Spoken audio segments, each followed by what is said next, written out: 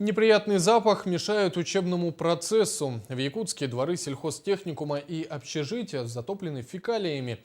Сточные воды уже вторую неделю заливают территорию учебного заведения. В чем причина и почему ее не решают, узнала Олеся Ларчук.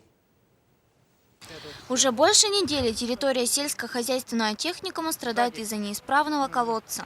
Руководство учебного заведения пыталось решить эту проблему самостоятельно. Такая вот проблема случилась, да, вот с 5 октября прямо вот произошла утечка канализации с близлежащих домов, и у нас все территория общежития оказалась затопленной канализационными водами. Мы обращались в управу Центрального округа, да, обращались в водоканал, но оказывается, вот эта часть канализационных сетей, она осталась бесхозной. И уже вот в течение недели данная проблема остается нерешенной.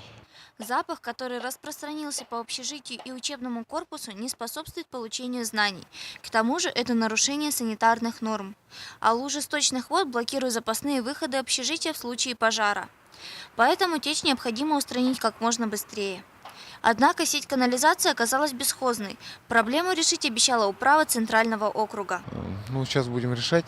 Написали руководству города о том, что надо предпринять какие-нибудь действия по остановке течи и ликвидации последствий аварийной ситуации.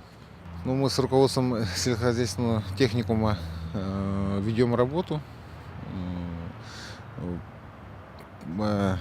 Пути решения этого вопроса. Думаю, что сегодня к концу дня этот вопрос решим с руководством города.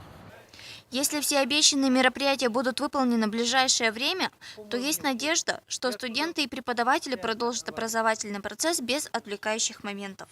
Олеся Ларчук, Дмитрий Сергучев, НВК «Саха», Якутск.